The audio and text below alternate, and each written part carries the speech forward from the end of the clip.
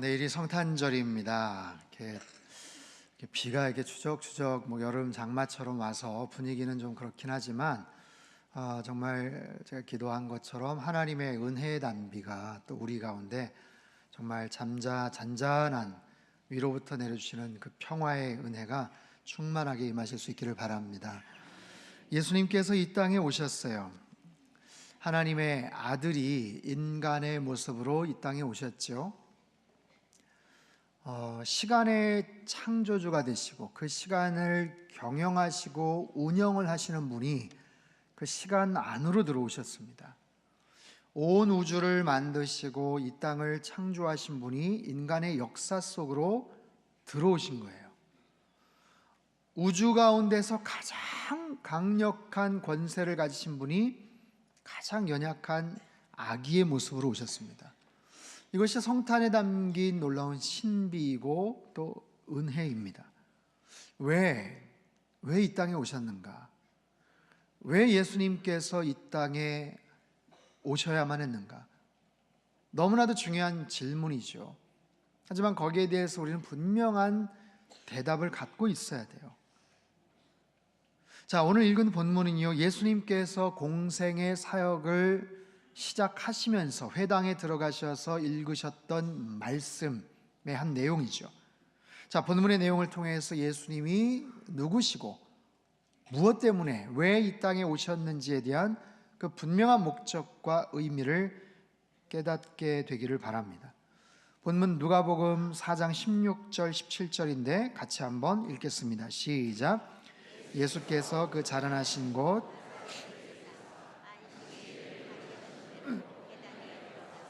성경을 읽으려고 소심해 선지자 이사야의 글을 들이거늘 책을 펴서 이렇게 기록된 데를 찾으시니 곧. 네, 보세요.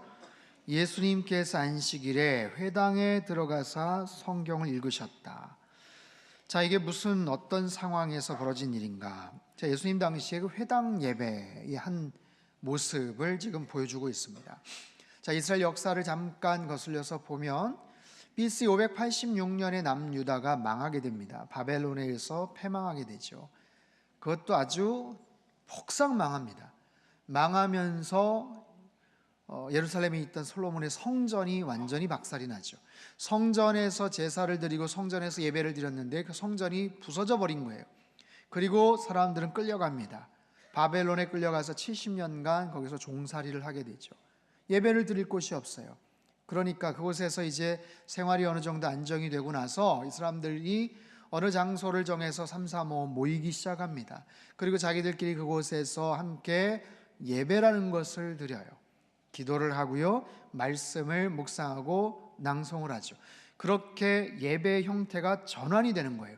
그전에는 성전 중심의 제사 중심의 예배였다면 이제는 회당 중심의 예배가 됩니다. 성전이 없으니까. 그죠?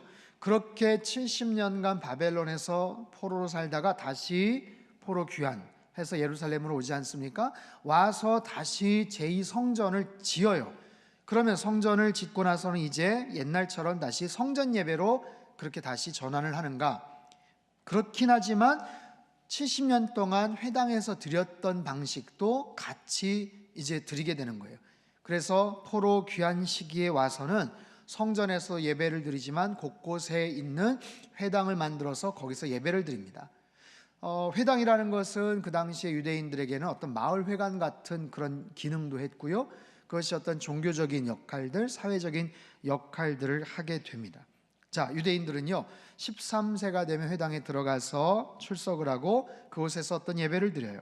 순서는 이렇습니다. 먼저 개인 기도를 하나님 앞에 드려요. 그리고 나서 쉐마 이스라엘 신명기 6장 11장 말씀을 고백을 합니다.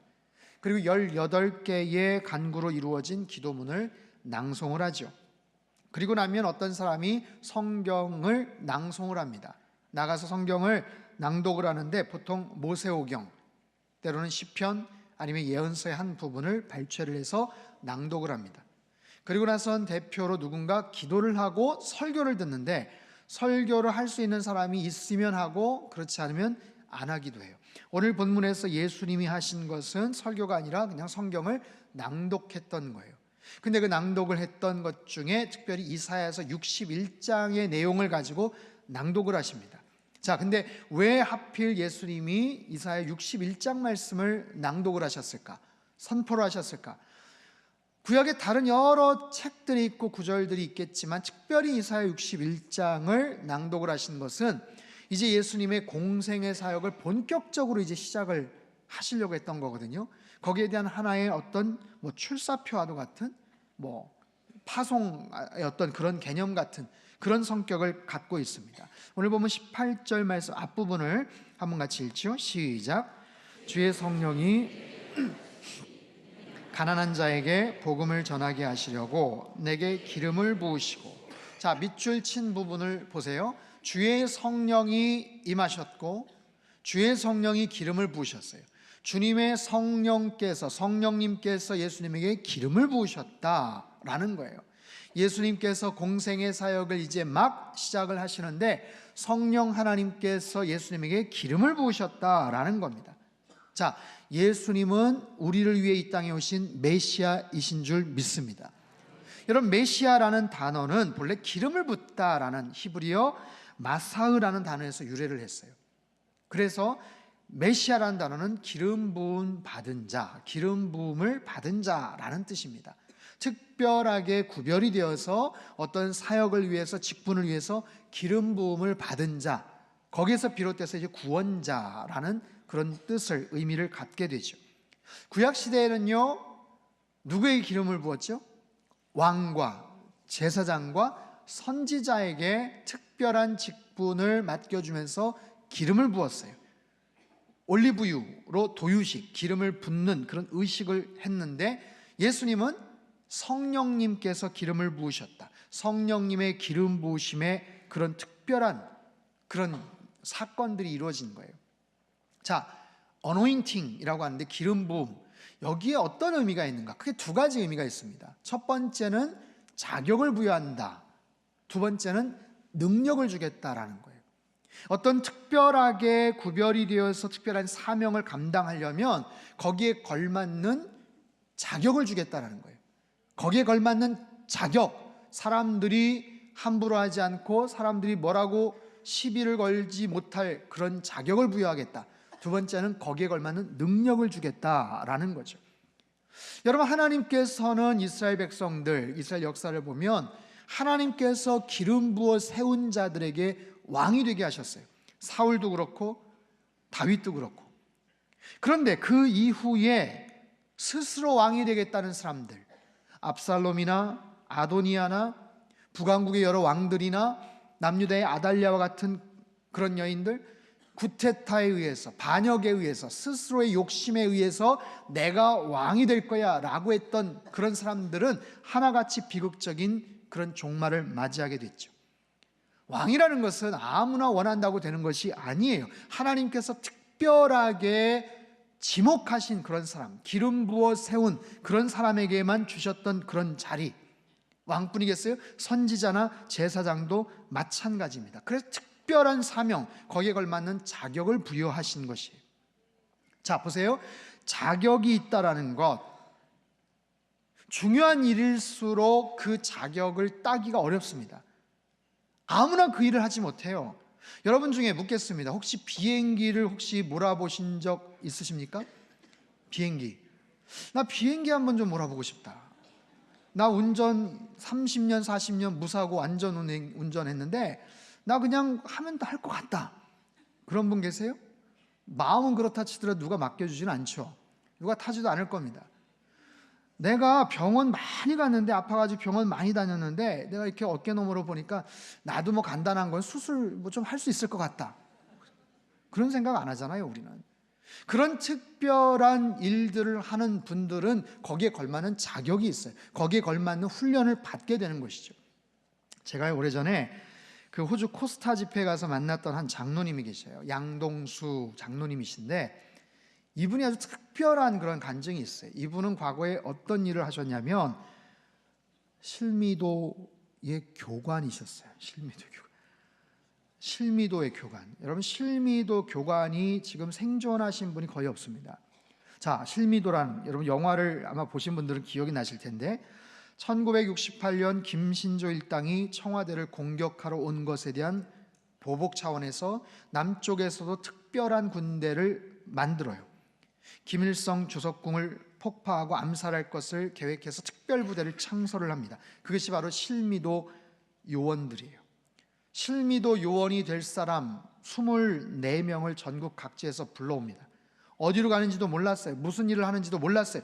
그 인천 지역에 있는 무인도 실미도라는 곳에 딱 가서 3년 동안을 그들에게 특훈을 시켜요. 정말 지독하게 훈련을 시킵니다. 왜냐하면 그들이 맡은 사명이 나중에는 그것이 철회가 됐지만 보통 일이 아니었기 때문에 그래요. 그럼 그 사람들 훈련을 시킬 사람들이 필요하지 않습니까? 그렇게 해서 17명이 또 교관으로 그곳에 갔는데 그 양동수라는 장로님이 그 중에 한 분이셨어요. 그분이 얘기를 하시더라고요. 실미도에 나오는 그런 가서 훈련하고 어디서, 이거는 정말 실제 자기의 기억 경험에 의하면 정말 그보다 10배, 5배, 10배 더 힘들었다는 거예요. 그리고 얼마나 정말 긴장 가운데 살았는지, 그리고 얼마나 지독하게 훈련을 시켰는지, 칼과 총으로 암살을 시키는 것, 10발자국 앞에 있는 사람 누구든지 만약에 원하면 그냥 칼을 빼서 날아가면 그냥 죽는 거예요. 그 정도로 표적을 맞춰서 죽일 수 있는 훈련. 총을 겨누면 그냥 한 방에 머리나 목을 관통할 수 있는 그런 훈련. 그런 훈련을 3년 동안 시킨 거예요. 체력과 수영을 위해서 바닷가에 배 타고 그냥 끌고 가서 그냥 거기다가 그냥 던져버립니다. 그리고 1시간 동안 공 하나 주고 축구를 하라는 거예요. 바다에서, 수구죠. 거기서 1시간 동안 아무런 장비 없이 거기서 경기를 시키고 막 그런 정말 지독한 훈련을 받았어요. 그러다 나중에 여러분 영화에도 보면은 있지만 거기에서 나중에 이 사람들이 아무튼 좀 반란 같은 걸 막 일으키지 않습니까? 그래서 나중에는 총을 탈취해서 실미도 교관들, 자기네들 막 훈련 힘들게 시켰던 교관들을 거의 다 쏴서 죽입니다. 그 중에 이분이 살아난 거예요. 이분은 어떻게 살았나? 총을 맞았어요. 이분도 도망을 가다가 총을 맞았는데 목 뒷부분 너무 정확하게 총을 쏘니까 그동안 훈련을 그렇게 잘 시켜놔서 총을 딱 맞았는데 목 뒤로 총이 들어왔는데 총알이 기가 막히게 왼쪽으로 관통을 해서 나갔다는 거예요. 그래서 피를 철철철 흘리면서 아무튼 바닷가 쪽으로 갔어요. 잡으려고 막 다녔는데 큰 바위 밑에 아무튼 숨었는데 하나님께서 가려주셨다는 거예요. 그 주변을 계속해서 다녔는데 보지를 못하고 그 피를 흘렸는데도 불구하고 그렇게 해서 극적으로 아무튼 살아나신 그런 장로님이 계세요. 여러분 너무 이렇게 재밌어 하시는 표정을 갖고 계시는데 중요한 것은 실미도가 아니라 아무튼 그런 특별한 어떤 미션, 사명을 갖고서 훈련을 받는 사람들이 그 자격이 얼마나 힘들겠느냐라는 거예요. 얼마나 지독한 훈련을 받았겠느냐라는 거죠. 여러분 보세요. 세상에 그런 일들이 있어요. 우리가 상상할 수 없는 어떤 그런 일들이 있죠. 근데 보세요. 예수님께서 메시아로 이 땅에 오셨어요. 메시아로 이 땅에 오셔서 하셔야 되는 일은 정말 인류 역사에서 가장 어려운 일입니다. 가장 중요한 일이에요. 하나님께서 가장 원하시는 일입니다. 가장 공의로워야 되는 일이에요. 왜냐하면 한 영혼의 영원한 생명과 영원한 형벌이 결정이 되어버리는 일이에요. 가장 거룩해야만 되는 일입니다. 왜냐하면 죄를 심판하니까, 죄를 다루니까 하나님의 가장 공의로우심이 드러나야 되고 하나님의 가장 사랑하심이 그 안에서 드러나야 되는 거예요. 근데 그것이 충돌되지 않고 그것이 비껴나가지 않고 그곳에서 아주 절묘한 균형을 이루면서 그 하나님의 뜻이 거기에 성취되는 것, 이것이 보통 어려운 게 아니죠. 그래서 메시아가 된다는 것, 완전한 인간, 완전한 하나님만이 거기에 걸맞는 자격을 갖게 되는 거죠. 그리고 이것이 이루어지기 위해서 메시아가 아무 때나 온 게 아니에요. 이미 수백 년, 수천 년 전 창세기 3장 15절에서 이미 예언하신 하나님의 약속이고 계획이죠. 그 계획을 가지신 하나님이 수백 년, 수천 년 시간을 기다리셨어요. 메시아를 어느 타이밍에 보내실까?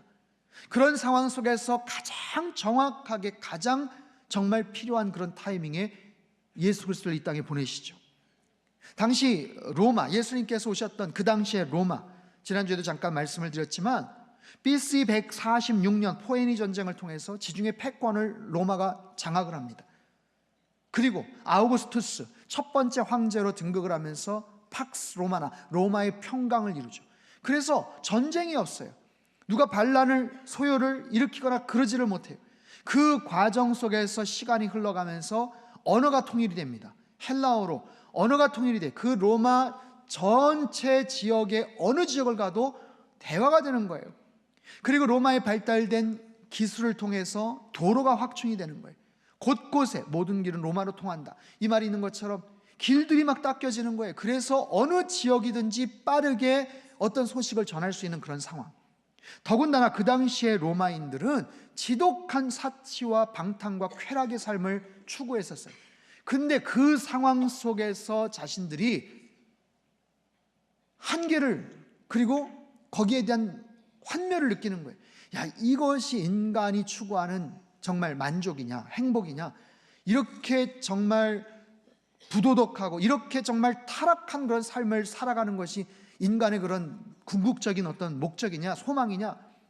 그러면서 뭔가 영적인 것에 대한 갈망, 정신적인 것에 대한 그런 기갈에 빠져 있는 바로 그 타이밍에 예수님께서 오셨고 천국의 복음을 전하시자 그 복음의 메시지가 사람들에게 들불처럼 막 확대가 되는 거죠.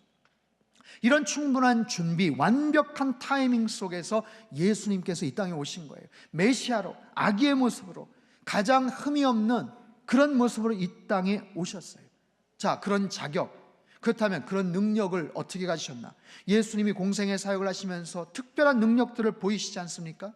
오병이어로 5,000명을 먹이시고, 죽은 나사로를 살리시고, 풍랑을 잠잠케 하시고, 바다 위를 걸으시고, 그 갖고 계시는 그 능력은 신적인 능력이에요. 그런데 너무나도 무력하게 붙잡히시죠. 붙잡혀 가시는 예수님, 그 앞에서 베드로가 칼을 들고 뭐라고 그렇게 뭔가 제지하려고 했더니 예수님께서 말씀하시잖아요. 내가 지금이라도 당장 하늘에 12영 더 되는 천사를 불러 소환할 수 없겠느냐? 내가 그런 능력이 없는 줄 아냐? 예수님 하나님의 아들이세요. 하나님의 아들 되시는 예수님께서 기도만 하면, 말씀만 하면, 선포만 하면 12영, 한 영은 6,000명으로 된 로마의 군대입니다. 12영, 72,000명, 72,000명이나 되는 하늘의 천군 천사를 당장이라도 소환을 할 수 있는 그런 능력과 그런 권한을 갖고 계시는 분이 예수님이세요. 그런데도 불구하고 묵묵하게 붙잡혀 가시죠. 끌려가시죠. 심판받으시고 재판받으시고 고문을 당하시고 너무나도 무력한 모습으로 십자가에 달려 죽으시죠. 그 모습을 사람들이 조롱을 합니다. 네가 만약에 하나님의 아들이라면 당장에 내려와라. 정말로 당장이라도 내려가실 수 있는 예수님이시지만 예수님이 이 땅에 오셨어요. 왜요? 죽으시기 위해서 오신 거예요. 십자가를 지시기 위해서 오신 거예요. 그 사명을 위해서 이 땅에 오신 바로 예수님, 우리에게 영원한 생명과 진정한 소망과 평강을 주시기 위해서 이 땅에 오신 그 주님, 그 주님께서 갖고 계시는 그 능력을 가지고 얼마나 많은 일들을 행하셨겠어요. 거기에 대해서 사도 요한이 요한복음 21장에서 이렇게 얘기를 합니다. 우리 같이 한번 읽어보겠습니다. 시작. 예수께서 행하신 일이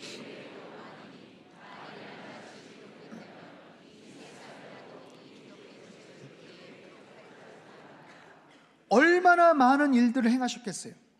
그런데 그 모든 것들을 다 기록할 수가 없다. 너무나도 많아서.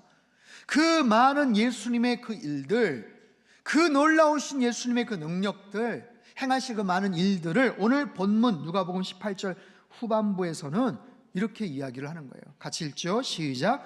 나를 보내사 포로된 자에게 자유를, 눈먼 자에게 다시 보게 함을 전파하며 눌린 자를 자유롭게 하고 주의 은혜의 해를 전파하게 하려 하심이라 하였더라. 아멘. 예수님께서 이 땅에 오셔서 가난한 자들에게 복음을 선포하시고 포로된 자에게 자유를 주시고 영적으로 눈먼 자들에게 눈을 뜨게 하시고 억눌린 자들에게 해방을 선포하시기 위해서 이 땅에 오셨다. 이게 예수님께서 이 땅에 오신 목적이에요.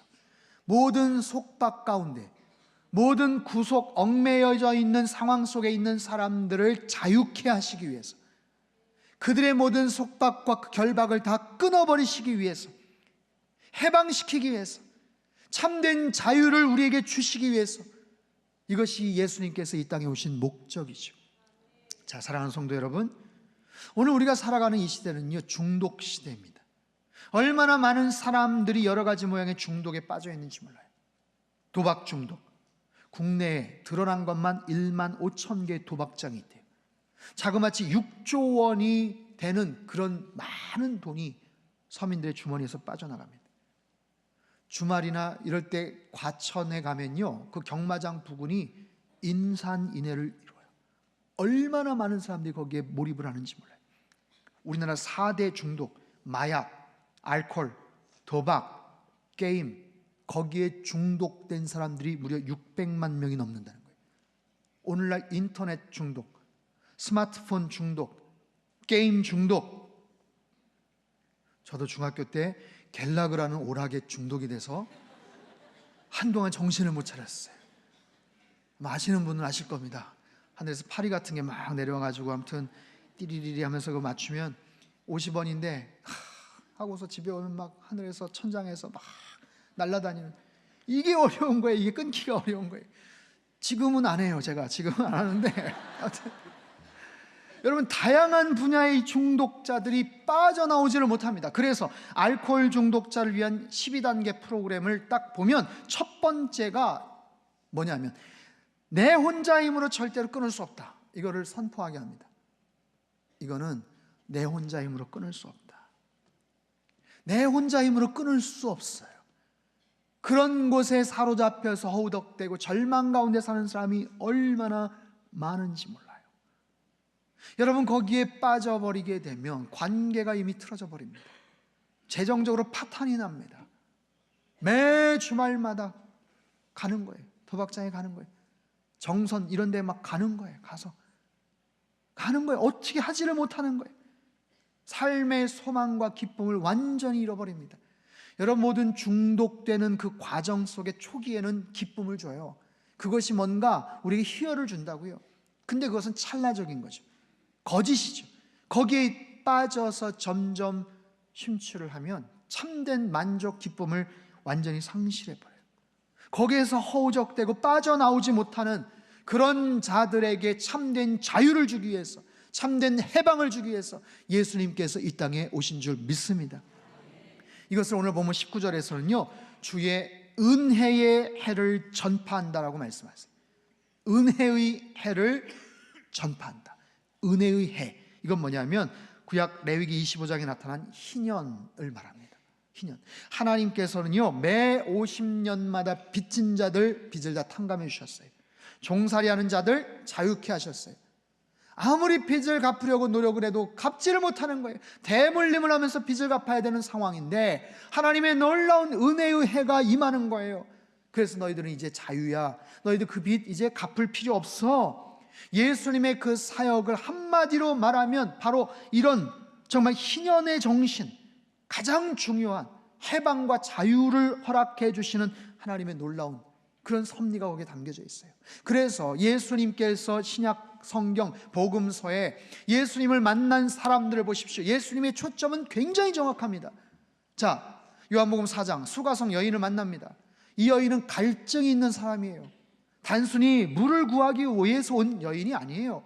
남편이 5번을 바꿨고 지금 있는 남편하고도 만족을 못하는 그런 여인, 그런 갈망이 있는 여인.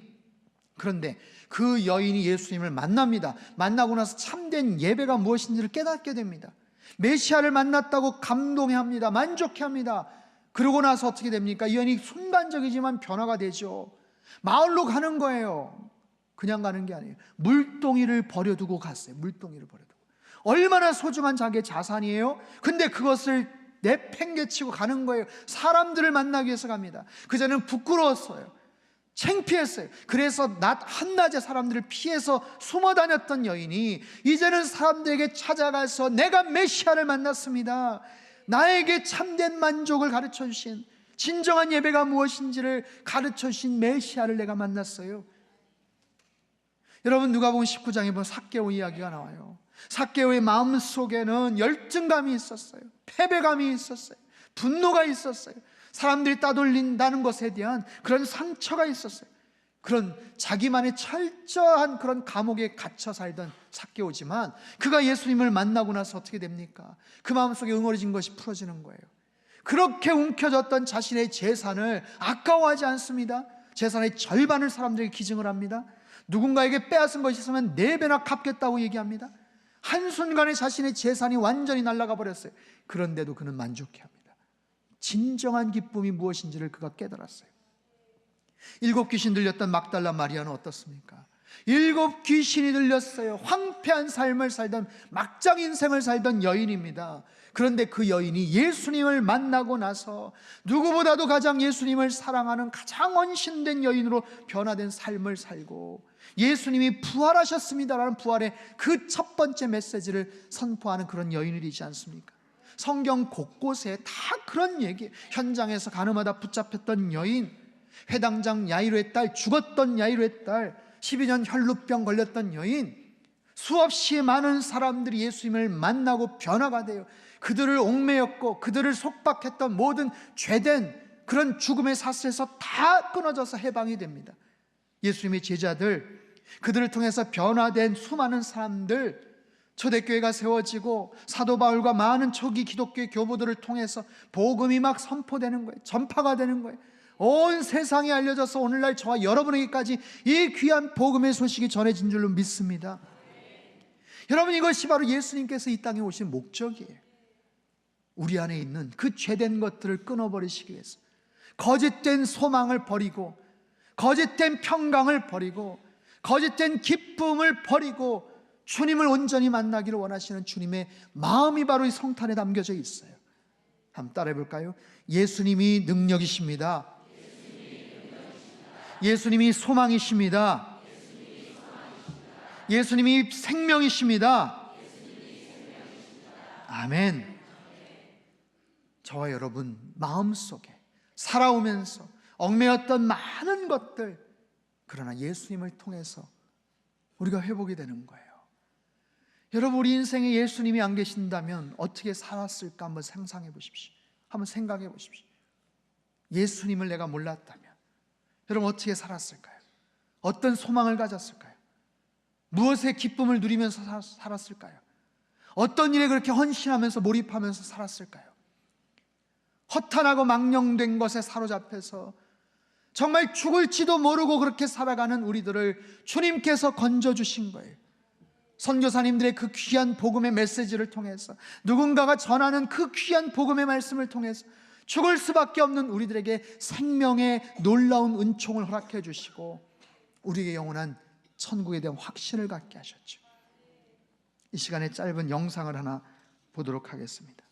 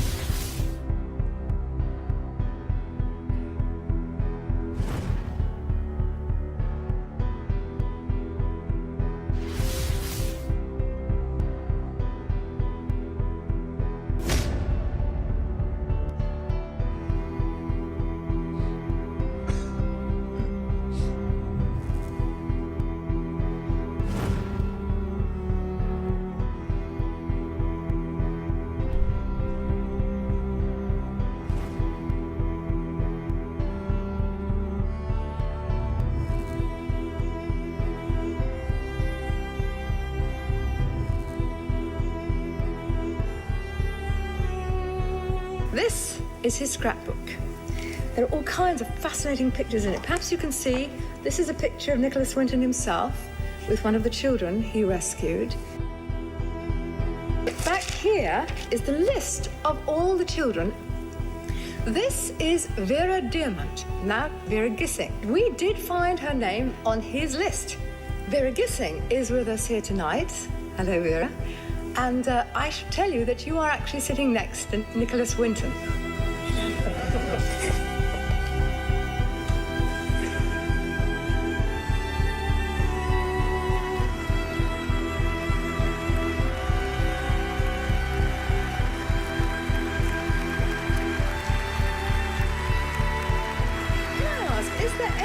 in our audience tonight who owes their life to Nicholas Winton? If so, could you stand up, please?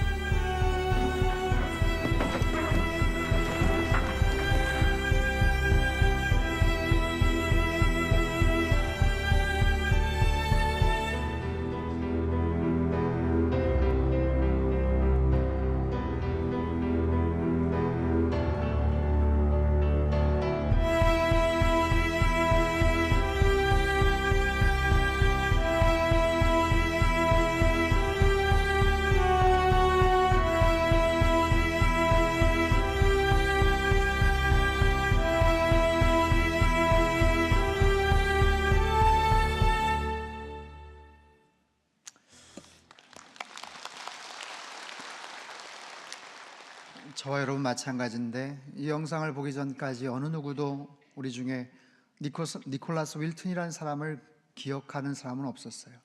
지극히 평범한 그냥 은행가였습니다.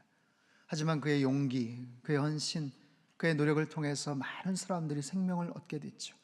여러분, 그 장면은 언젠가 우리가 저 천국에 들어가서 우리도 아마 비슷하게 연출해낼 바로 그런 장면이에요. 우리에게 복음을 전한 사람들에게 찾아가서 우리도 이렇게 감사의 고백을 하지 않을까요?